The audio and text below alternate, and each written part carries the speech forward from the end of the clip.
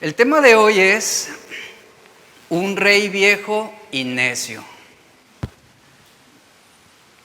Un rey viejo y necio. No dice un esposo viejo y necio, aunque sí los hay, ¿verdad? ¿Sí, mujeres? A ver, mujeres, mire, para que no evidencie a su marido, véame a mí fijamente y parpadee 2 veces y digo la verdad. Nada más hágale así, para que no lo evidencie. Un rey viejo y necio. Vamos al versículo 13, del 13 al 16, son los textos para cerrar este capítulo 4. Dice: mejor es el muchacho pobre y sabio que el rey viejo y necio que no admite consejos.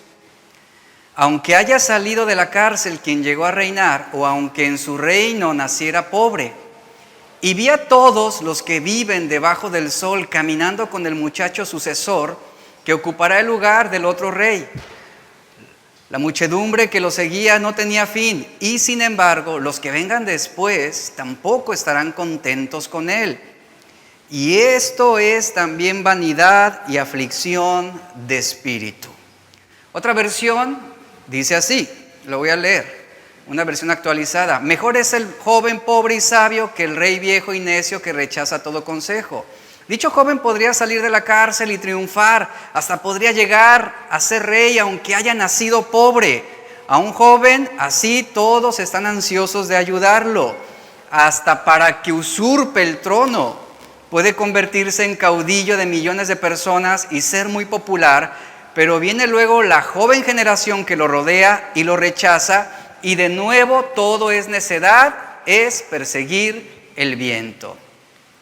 Recordemos que estas son las palabras de un Salomón viejo, un Salomón ya cansado, anciano, pero a la misma vez un Salomón que hace una reflexión con arrepentimiento de lo que fue toda su vida.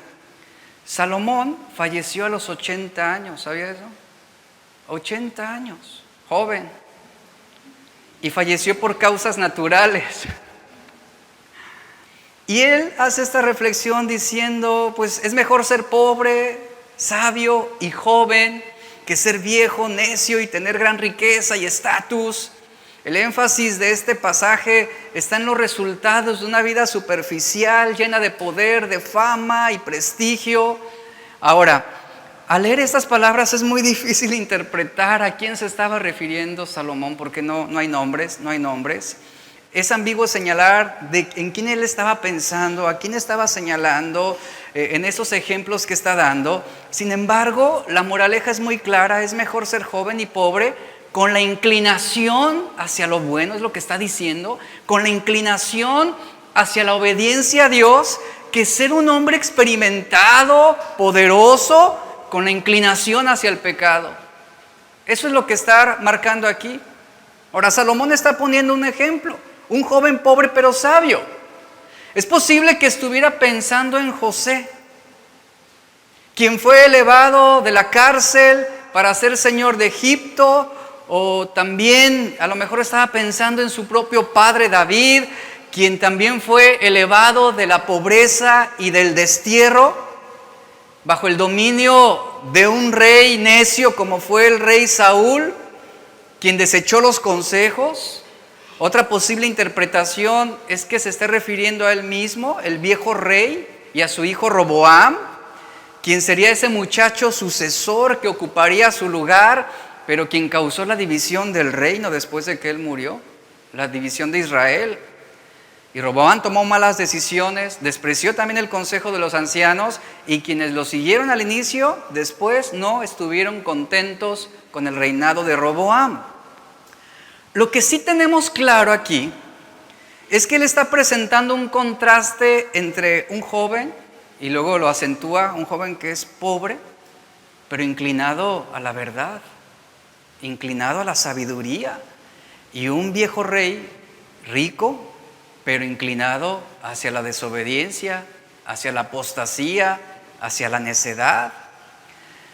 Ahora, Salomón fue el hijo de un hombre sabio, fue hijo de David, aquel rey conforme al corazón de Dios. Salomón creció entre la opulencia, los lujos, la influencia y una vida llena de privilegios. Y a pesar de que no le correspondía el reino por ser el segundo hijo, Dios le dio ese lugar a él. Y Salomón le pidió sabiduría a Dios y Dios se la dio, y junto con la sabiduría también le fueron añadidas grandes riquezas. Salomón vivió un tiempo para Dios y dice la Escritura que después él se desvió. Finalmente vio que vivir para sí mismo le trajo gran frustración, tuvo un corazón necio para Dios, comenzó a apoyarse en su propia prudencia, comenzó bien pero terminó mal. ¿Por qué? Porque se apoyó en su propia sabiduría humana, en sus filosofías huecas, quiso hacer lo suyo sin consultar a Dios. Y al final concluye, todo fue vanidad, todo fue frustrante, todo fue sin sentido, todo de lo que viví no me brindó ninguna satisfacción realmente. Ahora ya en la vejez vemos a Salomón adquiriendo una mayor conciencia de que toda satisfacción en esta vida es temporal, momentánea, y entre más experiencia adquiere la gente, muchas veces es más fácil perder la asignación que Dios le ha dado antes de morir. Es lo que sucede con muchas personas. Entre más experiencia, más confianza en sí mismo. Pero le digo algo, usted puede ser muy experimentado y no ser sabio. ¿Sabía eso? Porque la sabiduría no requiere experiencia. O usted puede ser muy joven, poco experimentado, pero con sabiduría de Dios. Y eso es lo más importante en esta vida. Ahora, ¿quién es este rey viejo? Todo está inclinado y todo supone a que es el propio Salomón. Está señalándose a sí mismo. Un rey viejo y necio. Y en eso se convirtió Salomón. Este rey viejo está reconociendo las dificultades y los desvaríos de llegar a la vejez. Y esto conlleva una inevitable desilusión también sobre la condición humana. Dice Eclesiastés 4:13, vuelvo a leer: mejor es el muchacho pobre y sabio que el rey viejo y necio que no admite consejos. Mire, Salomón parece hacer una reflexión más profunda de lo que pensamos. Porque la necedad está entrelazada con la reincidencia del mal. Polibio, quien fue uno de los más grandes historiadores de la antigüedad, esto entre el año 200 al 118 a.C., este historiador afirmaba que a pesar de que el hombre sea considerado como el más racional de todos los seres vivos, a él le parecía el más necio. Ya que cuando un animal ha sufrido por algo o en algún lugar, ese animal se cuida mucho de no regresar al lugar en donde se produjo su sufrimiento. El zorro, él pone como ejemplo el zorro o el lobo, no vuelven a la trampa. Ni el asno tropieza 2 veces con la misma piedra. En cambio, el necio, el hombre vuelve, dice Polibio, el hombre vuelve a los mismos pecados y no acepta palabras de advertencia hasta que su vida está completamente arruinada. ¿Cuántos dicen amén a esto? Es una realidad. Esta es la clase de personas que somos nosotros, o que llegamos a ser, o que fuimos. Esta es la clase de hombre que fue Salomón en su etapa de alejamiento de Dios. Él se volvió un hombre contumaz, un hombre que es obstinado y tenaz en mantenerse en el error. O sea, el tener casi 1000 mujeres, ¿no habla eso de mantenerse en un error? ¿De ser obstinados? Es de lo que nos habla. Y la obstinación se alimenta del pensamiento que nos hace creer que nosotros tenemos la razón en todas las cosas. Y la manera incorrecta de tener la razón es no admitir nuestros propios errores. ¿A quién no le gusta tener la razón? El orgullo nos invita siempre a justificarnos y a defendernos. El orgullo siempre nos lleva a pelear por nuestros derechos, a defender hasta derramar sangre nuestra opinión o nuestro punto de vista. A eso nos lleva el orgullo. El orgullo no nos invita a que cedamos y que seamos humildes y empáticos. El orgullo te lleva a pasar por encima de los demás. Eso es lo que hace el orgullo. El orgullo te lleva a satisfacerte en tener siempre la razón. Ahora, este juicio lo basamos cuando seguimos nuestro propio corazón. Es peligroso seguir nuestro corazón, ¿sabía eso? En el mundo usted escucha el consejo de personas que le dicen, sigue tu corazón, haz lo que tu corazón te indique, déjate llevar por lo que estás sintiendo. Pero ¿sabe qué dice la Biblia? Que eso no es correcto, eso es necedad. Confiar en nuestro corazón, seguir nuestro corazón. Proverbios 28-26 nos da una fuerte sacudida acerca de esto. Dice, el que confía en su propio corazón es un necio. Escuche, el que confía en su propio corazón es un necio, pero el que anda con sabiduría será librado. Un hombre viejo puede ser muy experimentado.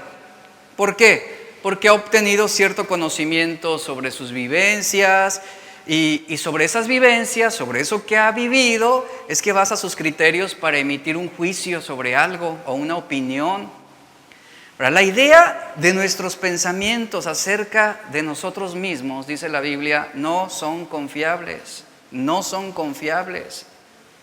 Todos llegamos a convencernos de que somos buenos, todos llegamos a convencernos de que somos los mejores, o todos llegamos a convencernos de que hacemos mejores las cosas que otros, pero lo cierto es que nosotros, tú y yo, no somos los indicados para saber quiénes somos.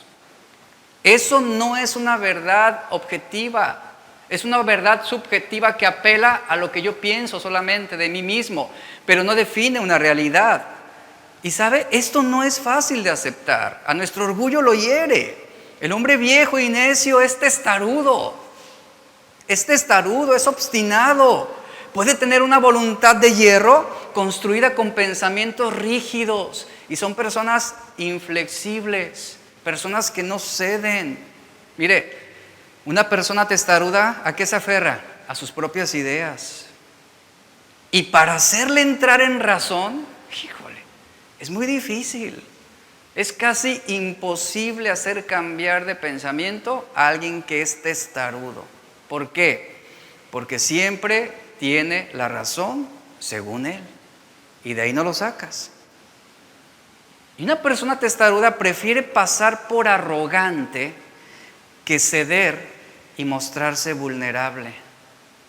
Nunca va a aceptar que se equivoca, nunca va a aceptar que ha lastimado, nunca aceptará que cometió errores. Un viejo necio mantiene siempre una lucha permanente con los demás y consigo mismo porque suele aplicar esquemas rígidos en su propia vida y también esquemas rígidos sobre las vidas de los demás. Así vive una persona testaruda. Y como no escuchan, y no por sordo, sino por necio, como no escucha, no reflexionan. Y como no reflexiona, pues tiende a repetir una y otra vez el mismo error. Ahora, eso es una característica natural de la ancianidad, cuando se llega viejo, ¿no? Que dice, ya se volvió bien terco mi abuelito, mi papá, ya es bien necio, le dices las cosas, le explicas y no entiende. Prefieren tropezarse con la misma piedra una y otra vez. Así que, por favor, ahí pónganse las pilas los que ya están llegando a esa etapa, ¿ok? Entonces, eso es lo que sucede con una persona testaruda.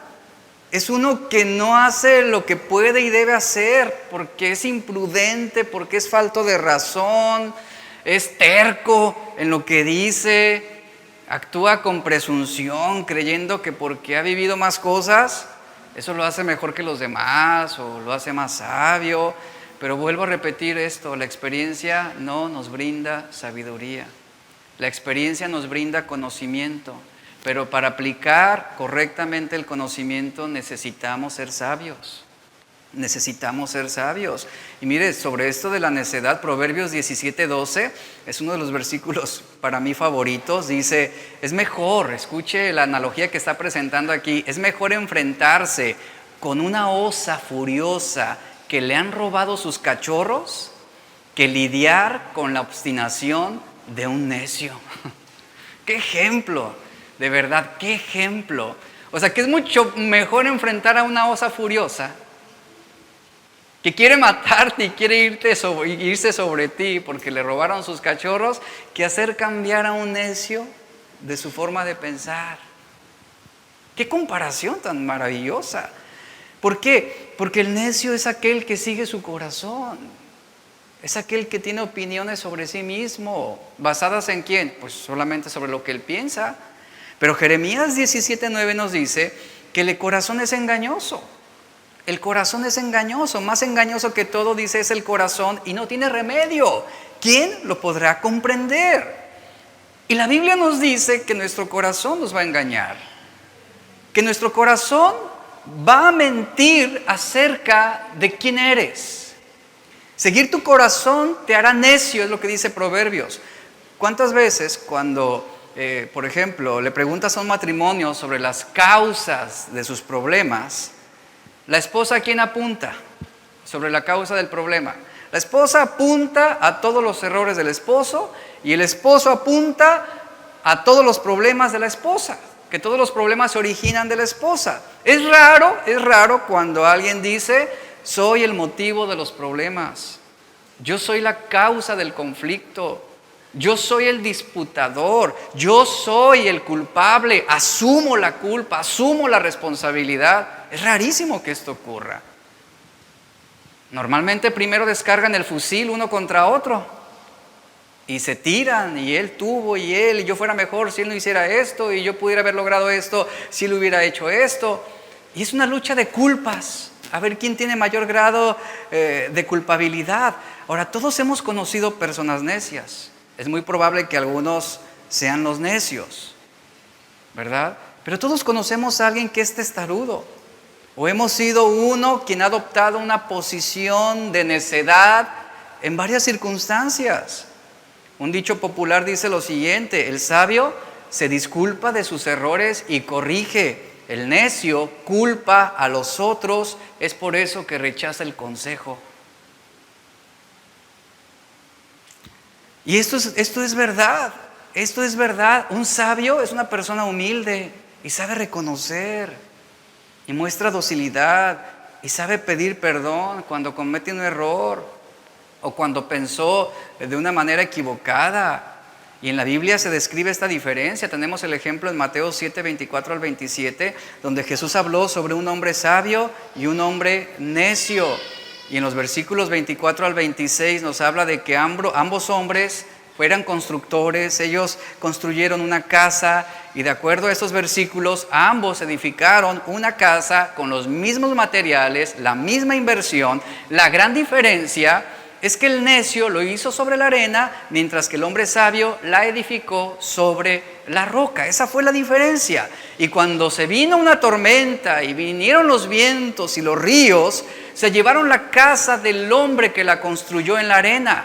Por lo tanto, no se puede decir que el problema del necio es la ignorancia, sino la negligencia, el orgullo, la obstinación. Ese fue el problema de este hombre necio. Él sabía y conocía las consecuencias, pero las evitó. Evitó el trabajo duro, evitó la inversión fuerte. El hombre sabio es el que vive y actúa de acuerdo a lo que sabe y conoce lo que es la verdad y lo que es correcto, de acuerdo a lo que las Escrituras enseñan. Dice la palabra de Dios, el hombre necio es aquel que sabiendo hacer lo bueno, no lo hace. Santiago 1, 22 al 25. Tenga presente esto. Es aquel que sabiendo hacer lo bueno, no lo hace. Eso es un hombre necio. Esto describe a este constructor insensato, necio, que construyó sobre la arena. Sabía lo que era correcto, sabía lo que era bueno, pero no lo hizo. Y el necio no solamente es un insensato, la Biblia dice que un necio también se describe como una persona tonta, así lo dice la Biblia. Ahora, no es tonto por ser débil mentalmente. Un necio puede tener mucha inteligencia, puede tener un coeficiente intelectual muy elevado y destacado. Sin embargo, una persona es necia no porque no pueda pensar y razonar, Es necia porque piensa y razona mal y por consecuencia decide mal. Eso es un necio. Ahora, Salomón escribió en Proverbios 26, y fíjese, el propio Salomón, él escribió acerca de los necios lo siguiente, en otra etapa de su vida. Dice Proverbios 26, versículo 1 al 11, voy a hacer lectura y ponga atención, sígalo conmigo, por favor. Dice, aquí está describiendo a los necios: como la nieve no es para el verano, ni la lluvia para la cosecha, tampoco el honor es para los necios. Como gorrión que revolotea o golondrina que vuela sin rumbo, la maldición inmerecida no llegará a quien iba dirigida. Guía al caballo con el látigo, al burro con el freno y al necio con la vara en la espalda. No respondas a los argumentos absurdos de los necios, o te volverás tan necio como ellos. Responde a los argumentos absurdos de los necios, o se creerán sabios en su propia opinión. Versículo 6. Confiarle a un necio que lleve un mensaje es como cortarse los pies o tomar veneno. Un proverbio en boca de un necio es tan inútil como una pierna paralizada. Honrar a un necio es tan absurdo como atar la piedra a la honda. Un proverbio en boca de un necio es como una rama espinosa agitada por un borracho. ¿Qué está diciendo aquí? Que el hombre necio es inconfiable, no es útil. Y aquí pone un ejemplo, es como si le cortaran los pies. ¿Qué sucede? Se inhabilita, queda inválido, no produce nada, no tiene fuerzas, ha quedado discapacitado. El versículo 10 dice, verso 10 y 11, el patrón que contrata a un necio o a cualquiera que pasa es como un arquero que lanza su flecha al azar. Y el versículo 11, ¿qué dice? Y así como el perro vuelve a su vómito, el necio repite su necedad. ¿Cómo se comportó Salomón en esa etapa de su vida ya de viejo? ¿Cómo? Como ese perro que vuelve a su vómito. Así es el necio, que repite su necedad. Ahí está ese rey viejo y necio. Hoy en día la palabra necio generalmente implica a un tipo insensato, un tonto, por decirlo así, pero la definición bíblica añade que un necio es alguien que desprecia la palabra de Dios. El Salmo 14, 1, ¿qué dice? Dice el necio en su corazón: no hay Dios. Está despreciando a Dios, está despreciando la verdad. Y la Biblia menciona muchas características de tal persona y con frecuencia lo compara también hablando del hombre que es sabio. Hace esa comparación entre el insensato y el sabio. Por ejemplo, Eclesiastés capítulo 10, verso 2 nos dice: el corazón del sabio está a su mano derecha, mas el corazón del necio a su mano izquierda. Este verso significa que un necio es uno que su corazón está descarriado continuamente, un corazón que tiene una inclinación muy marcada hacia la necedad, que es como ese perro que vuelve a su vómito, y así es el hombre alejado de Dios. ¿Qué hace? ¿Qué hace un hombre alejado de Dios? Un hombre apóstata repite sus mismos errores. Los necios no aprenden de sus errores, al contrario, los multiplican.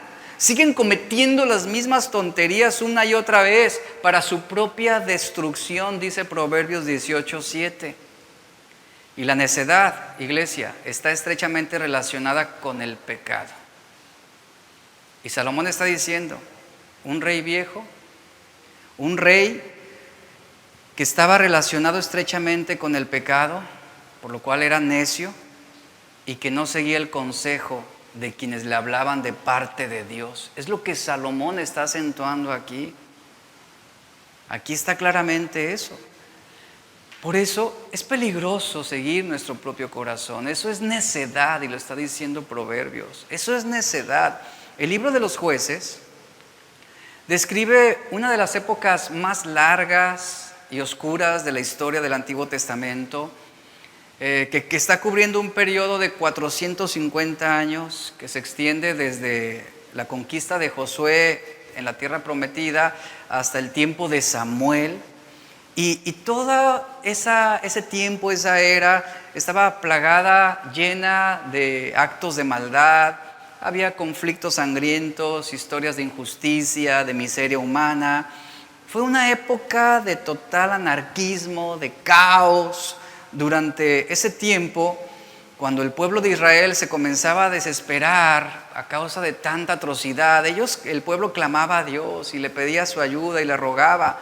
Entonces Dios levantaba en ese proceso, Dios levantaba algún líder, algún juez, para poder ayudar al pueblo, para poder conquistar a los enemigos que los oprimían. Y los jueces fueron esos libertadores que le brindaban una paz temporal al pueblo de Israel. Pero vemos cómo en esa época, pues Dios usó a esos hombres precisamente para liberar al pueblo de sus continuos desvíos y sus caídas y sus desviaciones. Se restauraba la paz. ¿Y qué sucedía al poco tiempo? La nación caía otra vez en un ciclo de pecado y apostasía. Y esto, en esos 450 años, ese ciclo se repitió una y otra vez. Algo llamativo en el libro de Jueces, lo podemos leer en los versículos 17, capítulo 17 y verso 6 y el capítulo 21 y verso 25, que es el versículo final del libro. En estas dos citas bíblicas, el escritor de Jueces resume precisamente por qué fue un momento tan miserable esa época. Y estos versículos dicen, porque cada uno hizo lo correcto ante sus propios ojos. Es lo que describe. Ahora sí que ese es el sello, el eslogan del libro de los Jueces, donde cada uno hizo lo correcto ante sus propios ojos. Eso es necedad, en todo su esplendor. Y la idea de que cada uno debe llegar a definir por sí mismo lo que es correcto y verdadero, esa es la receta para el desorden y la anarquía y el desastre. Eso es lo que muchos están viviendo en la actualidad. Eso es lo que estamos viendo en nuestra sociedad. Cada quien hace lo correcto ante sus propios ojos. ¿Y qué está produciendo? Caos. Está produciendo iniquidad, está multiplicándose la maldad. Y la Biblia nos dice con claridad sobre esta necedad pecaminosa. Proverbios 12:15 dice, el camino del necio es recto a sus propios ojos, pero el que escucha consejos es sabio. Ahora, ¿quién es aquel que rechaza el consejo? El necio. El necio. ¿Quién es sabio a sus propios ojos? El necio. Ahora, Dios condena a la gente mala que se niega a escuchar su palabra, a esa gente que obstinadamente está siguiendo su propio corazón. Jeremías 13:10 es un ejemplo de esto. En esa época, el pueblo de Israel, por obvias razones, convivía con algunas naciones paganas y de repente ellos adoptaban costumbres, ideas de otras naciones, de otros pueblos, entre ellos la idolatría y algunos sacrificios. Y sobre ese contexto es que Jeremías en el capítulo 13 verso 10 dice lo siguiente: este pueblo malo que no quiere escuchar mis palabras, que anda ¿en qué? En las imaginaciones de su corazón y que va en pos de dioses ajenos para servirlos y postrarse ante ellos, dice, vendrá a ser como este cinto que ya no sirve para nada. Ahí está claramente. ¿Cuál era la advertencia al pueblo? ¿Cuál era el llamado al pueblo? No quieren escuchar a Dios. Despreciaron la verdad. Desecharon a Dios. Eso es la necedad a la que está refiriéndose aquí también Salomón. Un rey viejo que no escuchó la palabra de Dios. Necio, que desechó el consejo de Dios y que anduvo en sus propias imaginaciones, que anduvo bajo los propios deseos de su corazón. Y esto representa a Salomón. ¿Qué hizo también Salomón? Se fue en pos de dioses ajenos para servirlos y se postró ante ellos. Ahí está claramente. Y Proverbios 28:26 nos dice, y reitero esto, el que confía en su propio corazón es un necio. Yo te pregunto lo siguiente, ¿quién posee la verdad absoluta? ¿Tu corazón o Dios? Y a veces confiamos más en nuestro corazón que en la verdad de Dios. Y en algunos círculos cristianos se mueve mucho esto. Confía en tu corazón. Déjate guiar por tu corazón, y se le da al corazón un atributo de infalibilidad, donde pareciera que el corazón no peca, que el corazón no tiene inclinación al mal, pero la Biblia nos marca todo lo contrario. Si tú confías en tu corazón, eres un necio, un necio. Cuando Moisés dio la ley al pueblo de Israel, uno de los principales principios que subrayó para el pueblo fue el siguiente en Deuteronomio 12:8. Dice: de ninguna manera harán lo que haremos aquí hoy, también invitando al pueblo a la santificación, a la consagración, a la dedicación al único Dios verdadero. Y dice la segunda parte del verso, que cada cual hace lo que le parece bien a sus propios ojos. Ya no más eso, les está diciendo Moisés, ya no más. No vamos a andar siguiendo a Dios según lo que nos parece.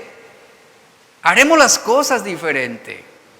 Nos dejaremos guiar por la verdad, nos dejaremos guiar por los mandamientos de Dios, por la ley de Dios, no por lo que cada quien piensa que es mejor, o no por lo que cada quien opina que puede ser apropiado.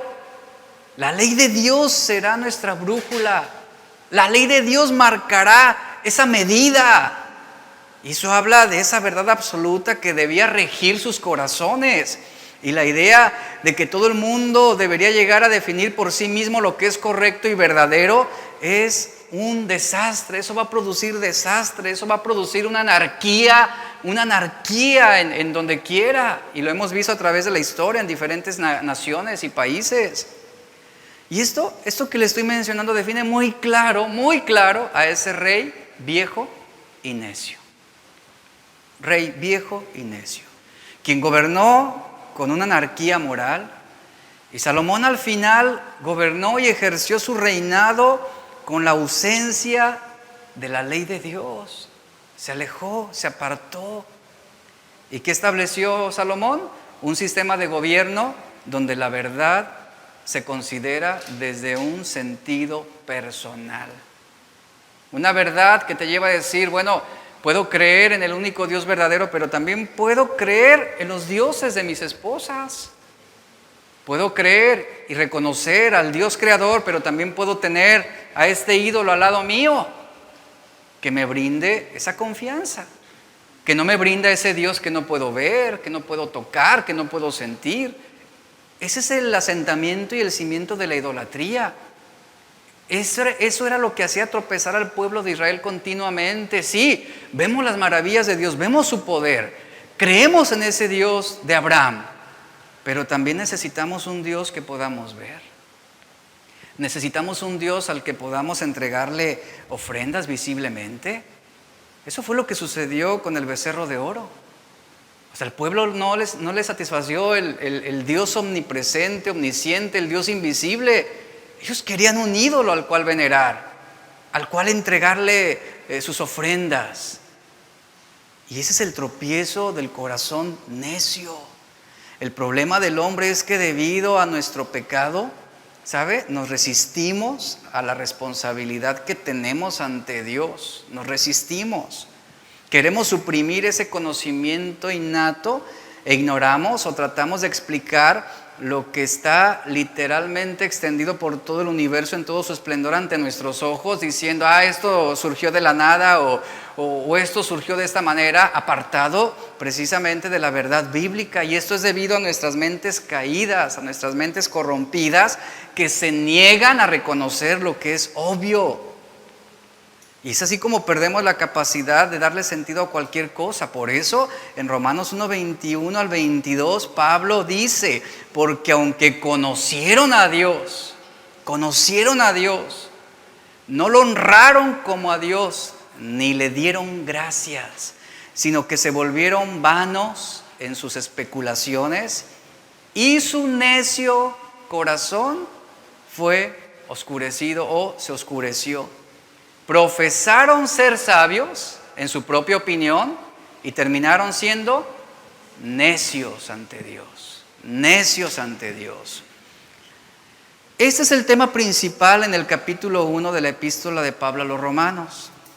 Y el apóstol continúa haciendo una crónica de algunos pasos en ese capítulo 1 del declive que nos recuerdan esos ciclos también de caída en el libro de los jueces. Es un patrón muy similar. Y mire, es un patrón que podemos ver e identificar a lo largo de toda la historia humana desde el Génesis. Es un descenso al pecado, a la depravación que ha derribado a cada uno de los imperios y hombres más poderosos de la historia. Y actualmente sigue amenazando a nuestras generaciones.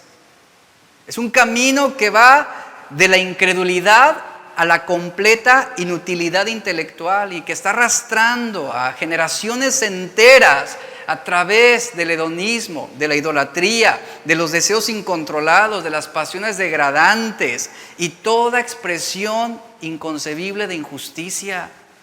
Esto es lo que estamos viendo, el auge en su máxima medida de lo que es la necedad. ¿Y cuándo sucede todo esto? Pues cada vez que la gente decide que todos deben hacer lo que sea correcto a sus propios ojos. Esto sucede cada vez que las personas deciden que todos deben hacer y actuar lo que sea correcto a su propia mente. Y el resultado final de esta clase de vida es, como dice Romanos 1:28, una mente depravada que te lleva a hacer cosas vergonzosas. Esto habla de un alma completamente entregada a la maldad, a la irracionalidad y al desprecio por todo lo que es verdaderamente justo, bueno, santo. Esto es una clara descripción de un gobernante que es viejo y necio, que era regido por esa mente depravada, completamente entregada a la vanidad, a los deseos, al placer, al desprecio de la verdad de Dios.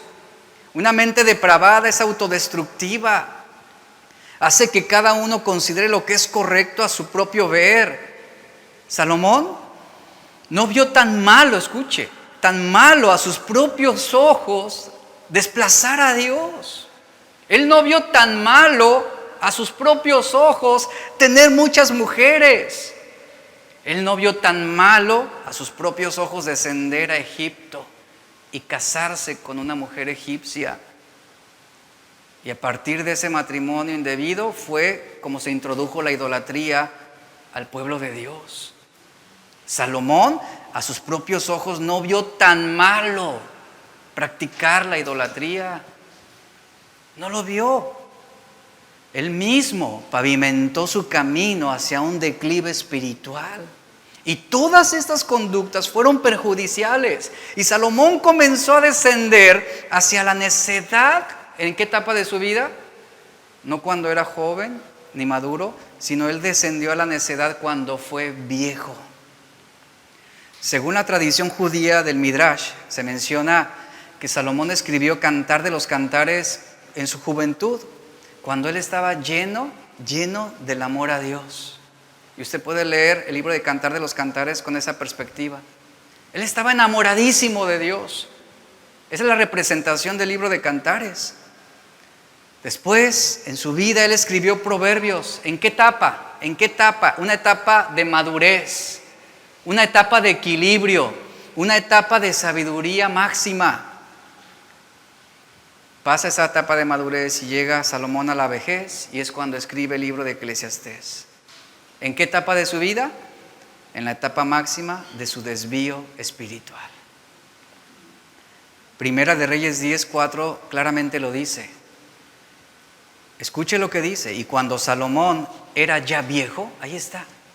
Cuando Salomón era ya viejo, sus mujeres inclinaron su corazón tras dioses ajenos. Y su corazón no era perfecto con Jehová su Dios, como el corazón de su padre David. Ahí está. Ahí están las 3 etapas en la vida de Salomón: su juventud, su etapa adulta de madurez, de sabiduría, y su colapso, cuando él llega a esa vejez. a esa etapa de necedad. Y fue en la vejez donde su corazón se alejó totalmente del Dios verdadero, donde él apostató, donde abrazó los dioses falsos de sus esposas. Esa etapa donde él construyó lugares de adoración falsa para los dioses de sus mujeres, donde él quemó incienso allí. Y ahí está el rey Salomón. No siguió ni sirvió a Dios como su padre el rey David lo había hecho. Se apartó bastante. ¿Y qué nos dice la Biblia? ¿Qué nos dice la Biblia? ¿Qué nos dice Salomón? Mejor es el joven, el muchacho, pobre, pero sabio. ¿Qué tenemos que hacer, iglesia? ¿Qué nos enseña en esta reflexión Salomón? Busquemos la sabiduría. Busquemos la sabiduría para no terminar como ese rey viejo y necio. ¿Qué es la sabiduría? ¿Cómo usted define la sabiduría? Creo que tenemos una idea de lo que puede ser, pero a veces nuestra idea sobre lo que es sabiduría puede ser un poco clara o un poco expresiva, o tal vez pensamos que es algo realmente difícil de poder definir. Pero ¿la sabiduría de quién viene? La sabiduría viene de Dios. Él nos la da. Santiago lo dice: alguno tiene falta de sabiduría, pídasela a Dios. Y sabiduría es la habilidad de ver todo en la vida desde la perspectiva de Dios. Usted aplica la perspectiva de Dios en su matrimonio y usted es sabio.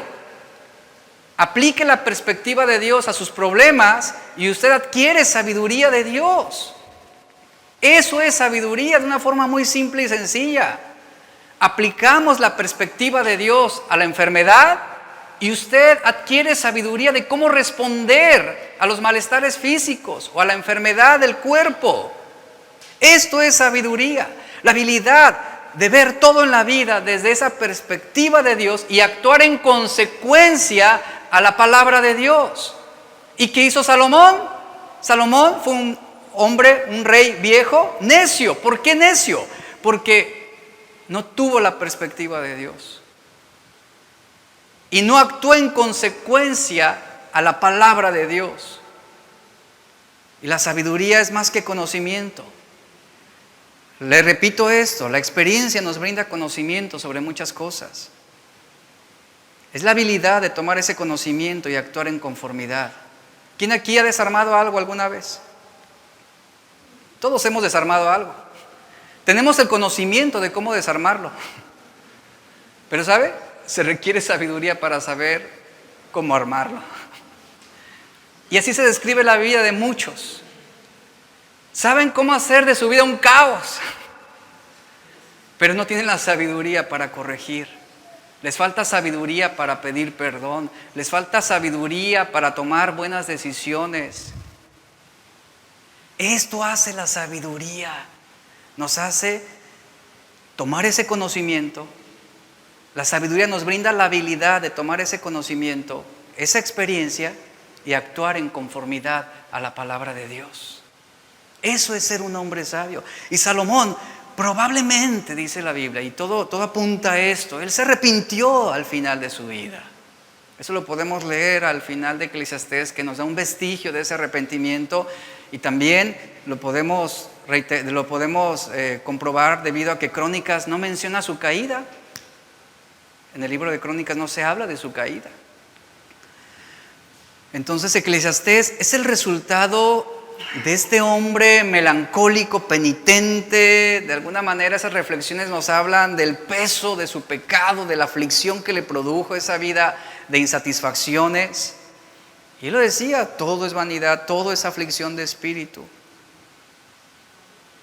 ¿Y a qué nos llevan esas reflexiones? A temer a Dios, a guardar sus mandamientos. Eso es ser sabio. Eso no es vanidad, eso es tener sabiduría de Dios, y esa debe ser nuestra responsabilidad en la vida, en la vida. En el Salmo 89, 30 al 36 nos habla acerca precisamente de este versículo. Nos dice que castigó su rebelión con vara, pero no quitó de él su misericordia, hablando sobre lo que había acontecido con este hombre. Dios castiga, sí, ciertamente. Dios disciplina nuestra rebelión con vara, pero Él no quita su misericordia de nosotros. Lo mismo sucedió con David, con Salomón, con tantos hombres que pecaron, que se equivocaron, que fallaron. Dios tuvo que disciplinar, Dios tuvo que castigar su pecado, pero la misericordia de Dios no se apartó de ellos. Y eso es maravilloso. Y así como Cantares representa ese primer amor de Salomón por Dios en su juventud, y así como Proverbios representa su experiencia madura en esa edad adulta, Eclesiastés es la retrospectiva triste de una vejez apartada de Dios. Ahí está Salomón con toda su gloria, al final de sus días, en su vejez, no se vistió como los lirios del campo. Ahí está. Es una reprensión también a nuestro orgullo. Y sabio, ¿quién es? Una persona que es capacitada, acreditada para seguir la voluntad de Dios, que tiene la sensibilidad de caminar de acuerdo con la ley y la palabra y la voluntad de Dios. Santiago capítulo 3, 17 nos brinda una perspectiva más amplia de lo que es esa sabiduría que viene de Dios. Y nos dice, pero la sabiduría que es de lo alto, es decir, la que viene de Dios, esto habla de una perspectiva centrada en la voluntad de Dios, dice, es primeramente ¿qué? Pura, después pacífica, amable, benigna, llena de misericordia y de buenos frutos, sin incertidumbre ni hipocresía. Santiago describe cuál es la actitud o la característica de un hombre con sabiduría. El número 1 dice que la primera actitud del hombre sabio es una actitud pura. Esto denota el concepto de ser libre de todo orgullo, de toda contaminación. Esto habla de ser limpios de pecado, limpios de culpa, limpios de una conciencia que estaba extraviada. Hay una conciencia limpia, un corazón limpio, un espíritu recto delante de Dios. A eso nos lleva esa sabiduría de Dios, a la pureza, como dice 1 Pedro 1:15, sino como aquel que os llamó es santo, sed vosotros santos en toda vuestra manera de vivir. Número 2, la segunda actitud de un hombre sabio es pacífica. Escuche, pacífica. La verdadera sabiduría, atención a esto, la verdadera sabiduría no ocasiona conflictos por el egoísmo ni por la envidia, no ocasiona conflictos por las intrigas o las ambiciones. Procura la paz, procura el bienestar. Dice Mateo 5:9, bienaventurados los pacificadores, porque ellos serán llamados hijos de Dios. Eso define otra actitud de quienes son sabios. ¿Sabe cuál es? Aman la paz, aborrecen las intrigas, los chismes, las contiendas, las divisiones. Son amadores de la paz, no son belicosos. No buscan en cualquier situación un pretexto para entrar en contienda con otro, o para levantar el arma, o para sacar el machete y cortar cabezas. No hacen eso. El necio sí hace esas cosas. Necio es uno que nada le parece, que todo lo cuestiona, es inconforme, insumiso, es rebelde. Pero el que tiene sabiduría es alguien pacífico. Número 3, es alguien amable. Esta palabra amable se traduce como gentileza o mesura, o también como alguien que es afable. Una persona amable es humildemente paciente, se somete con humildad al deshonor, al abuso, a los maltratos y la persecución. Eso es lo que hace alguien que es amable, alguien que tiene esa gentileza. Amable es uno que es moderado en sus opiniones sobre sí mismo y también regula sus opiniones sobre otros. No habla por hablar, no opina por simplemente opinar. Romanos 12:3 dice, ninguno tenga más alto concepto de sí que el que debe tener, sino que piense de sí con cordura, conforme a la medida de fe que Dios repartió a cada uno. Después nos dice, número 4, la actitud del hombre sabio es benigna. Esta palabra benigna en el griego es alguien que está dispuesto a ceder. Escúchelo, por favor. Alguien dispuesto a ceder sin rencor, sin deseos de venganza o sin generar discusión. Y eso se aplica al matrimonio, se aplica a la familia. Alguien dispuesto a ceder sin rencor o discusión. Alguien benigno es alguien que no se impone a otros, no les impone sus ideas a otros, no impone a otros su forma de pensar. ¿Sabe algo? Aún para compartir la fe, ¿sabía que se requiere ser benignos? Usted no puede llegar a imponerle a otros lo que usted piensa, aun cuando sea verdad. Usted no puede llegar y aplastar a otros simplemente porque usted está seguro que posee la verdad. Hay que ser benignos. Benignos, no estarnos imponiendo a otros para ganar en nuestros argumentos. Y tristemente esto es lo que ha producido que muchos rechacen el Evangelio. Porque estamos ahí atacándolos, estamos imponiéndolos. Aún entre cristianos se ve tantas controversias, tantas diferencias doctrinales que se llevan al ring doctrinal y ahí están peleando y dándose de golpes, queriendo imponerle al otro sus argumentos sobre tal o cual doctrina. Y eso no es ser sabio, eso no es ser sabio. Alguien que es benigno es dócil, es obediente, es sumiso, no es testarudo, no es obstinado. Y esta característica se refleja en la primera bienaventuranza en Mateo 5:3. Bienaventurados los pobres en espíritu, porque de ellos es el reino de los cielos. Entonces, esta sabiduría muestra una actitud que es conciliadora. Eso hace el benigno. Describe a uno que está dispuesto a ceder para aprender, uno que es fácil de convencer, que es humilde para aprender de otros, es dócil, es enseñable, uno que también está dispuesto a cooperar cuando se le está mostrando un mejor camino, una mejor vía. Y lamentablemente esta actitud es opuesta a un hombre necio que posee un espíritu contencioso. Después nos dice que la siguiente actitud, número 5, es alguien que está lleno de misericordia. Alguien lleno de misericordia. Mateo 5:7 dice: bienaventurados los misericordiosos, porque ellos alcanzarán misericordia.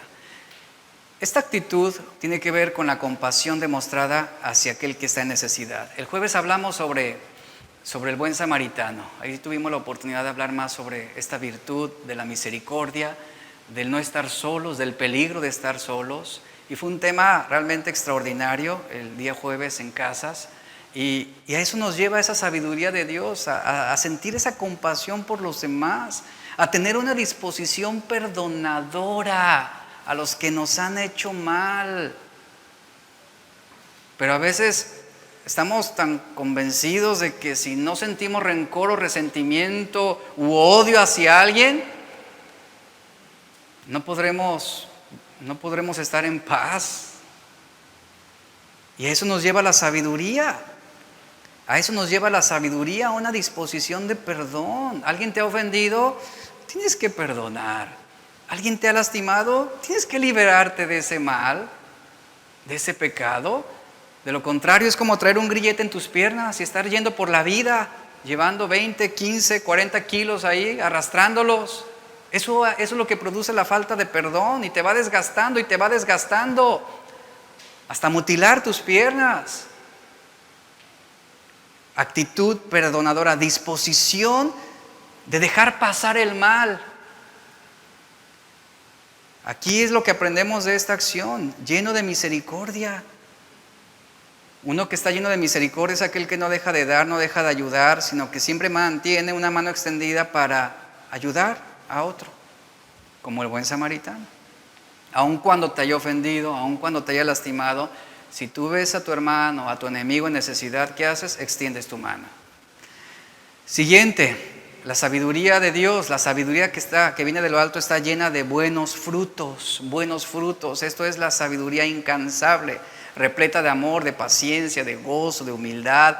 Es lo que se refleja siempre en el Hijo de Dios. Y por último, dice Santiago, sin incertidumbre ni hipocresía. Aquí se denotan una amplia variedad de conceptos hablando sobre esto, sin incertidumbre, es decir, que cuando somos sabios también somos libres de dudas. Cuando somos sabios vamos a actuar sin vacilación, sin una doble moral, sin doble cara, sin desviación, es lo que significa. Esta es la sabiduría que no se divide. Es una sabiduría determinada, consecuente, decisiva, sin vacilación. Esa es la línea de conducta que debemos seguir. A eso nos va a llevar la sabiduría de Dios. Y eso es lo que Santiago está diciendo. La sabiduría que es de lo alto, la sabiduría que viene de Dios, la que nos brinda esa perspectiva centrada en la voluntad de Dios, nos hará vivir de una manera que honre a Cristo. Ninguno de nosotros nacemos con sabiduría, ninguno de nosotros nacimos siendo sabios.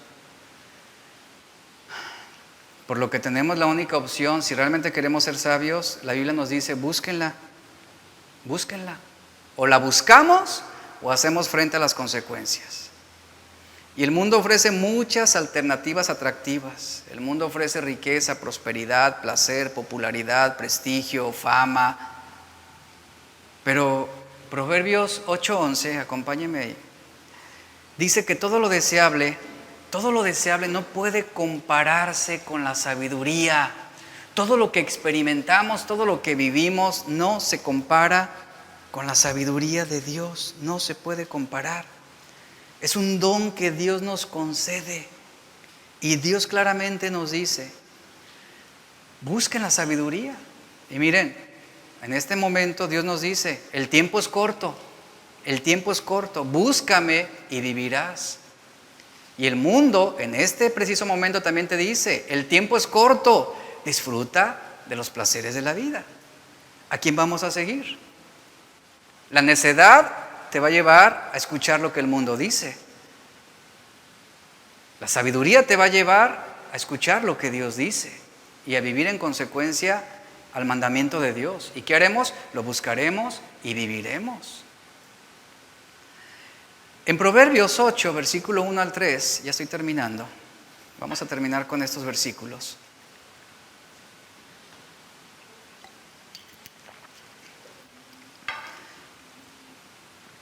¿A quién vamos a seguir? Y vea lo que hace la sabiduría, aquí en su representación de una persona.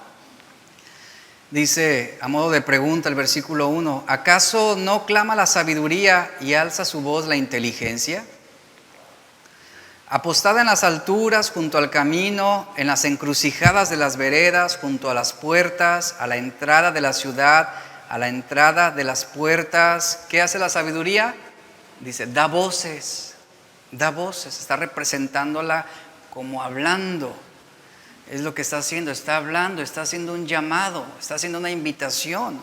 Aquí la sabiduría viene a esos lugares públicos, es lo que está señalando, es la ilustración que está marcando, está buscando. Va a lugares públicos, a lugares muy concurridos, a lugares donde se congregan personas. Y ¿qué está haciendo? Está haciendo un llamado. Está atrayendo a las personas, está dando un mensaje. ¿Qué es lo que está diciendo la sabiduría en esas plazas públicas? ¿Qué es lo que está diciendo la sabiduría en esas veredas, junto a las puertas, a la entrada de la ciudad, esperando a los visitantes, a la entrada de las puertas de cada casa? Dice, la sabiduría está llamando, está dando voces. ¿Y qué es lo que está diciendo? Versículo 4 y 5. Dice, a vosotros hombres llamo, mi voz dirijo a los hijos de los hombres. Y nota los signos de exclamación. Es un llamado con urgencia.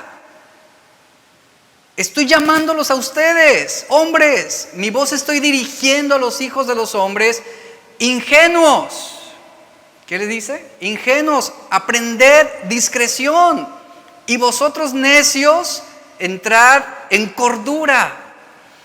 ¿A quién está llamando la sabiduría? A todo hombre, a todo hombre. Y ella está describiendo a los seres humanos de esta manera. ¿Cómo? Como ingenuos y necios. La versión Reina Valera dice simples y necios. Esta versión dice ingenuos y necios. Así es como describe la sabiduría a los hombres. Ahora, ¿qué significa esto? Tú podrás decir en este momento, pero yo no soy ingenuo, yo no soy necio. ¿Sabe algo? Cuando tú no tomas en cuenta a Dios, Tú vives apartado de su voluntad. Y eso te hace ingenuo y necio. Puedes decir, yo voy a la iglesia, yo me congrego, tengo una Biblia, sí, pero si no tomas en cuenta a Dios y vives apartado de su voluntad, eres ingenuo y necio. Pero es que yo tengo mi Biblia ahí en el buró junto a mi cama. Si puedes tener la Biblia cerca, pero aún así no tomar en cuenta a Dios en varios aspectos de tu vida. Puedes tener una Biblia cerca y no tener en cuenta a Dios en tu matrimonio, ni en tu familia, ni en tu casa, ni en tu trabajo, ni en tu vida. Puedes tener una Biblia cerca y no tener en cuenta a Dios en el entretenimiento que estás permitiendo en tu hogar y con tus hijos. Y el no tomar en cuenta a Dios es vivir apartado de Cristo. Eso es lo que nos hace ingenuos y necios. La raíz de la palabra ingenuo es muy interesante. Es una palabra hebrea que significa una puerta abierta. Eso es ser simple o ingenuo. Una puerta abierta en su idioma original. ¿Qué es una puerta abierta? Bueno, está representando aquí a una persona, un hombre a quien le falta discernimiento y buen juicio. A quien le falta entendimiento de la voluntad de Dios. Y la sabiduría está haciendo un llamado a aquellos que tienen la puerta abierta ¿a qué? A la necedad. Aquellos que tienen la puerta abierta al pecado. Aquellos que tienen la puerta abierta a la sabiduría y a la filosofía de este mundo. Aquellos que tienen la puerta abierta a las doctrinas de este tiempo, a la cultura, a lo que el mundo predica, a todo eso que estamos permitiendo entrar a nuestro corazón. Ahí está, eso es lo que está haciendo. Que nos creemos todo lo que vemos, que nos creemos de todo lo que escuchamos, creemos en todo lo que leemos y no hay discernimiento alguno. Es una puerta abierta donde permitimos entrar de todo. Y poco a poco, eso va endureciendo nuestros corazones. Y vamos apartándonos poco a poco de Dios. Y vamos alejándonos de la verdad. ¿Y por qué son ingenuos? Porque son puertas abiertas. Porque ya no distinguen entre lo bueno y lo malo. Ya no saben discernir. Ya no tienen cuidado. No se santifican, no se consagran, no se distinguen de los incrédulos. Por eso son puerta abierta. Ya no saben discernir lo que escuchan. No saben discernir lo que ven, lo que están leyendo. Les falta discernimiento. Y la sabiduría está llamando a esos hombres ingenuos. Esos hombres ingenuos. Y luego la sabiduría también los llama necios. Necios son aquellos que se resisten a la sabiduría de Dios. Y en lugar de ello, se están apoyando en su propia opinión. Están siguiendo su propio corazón. Hacen las cosas de acuerdo a la complacencia de sus propios ojos. Hacen lo que les resulta natural, lo que les hace sentir bien. Van por su propio camino. Se dejan llevar por las filosofías y la corriente de este mundo. Van hacia donde la mayoría va. Hacen lo que la mayoría manda. Son necios. Son necios. Porque no han aceptado ni han abrazado la sabiduría de Dios. Así se describía el propio Salomón. Él fue una puerta abierta al final de sus días en su vejez. Permitió entrar a cuanta mujer se le antojaba. Él mismo lo dijo, yo no le puse límites a lo que mis ojos deseaban. Hice todo lo que quise. Experimenté lo que ningún hombre ha experimentado.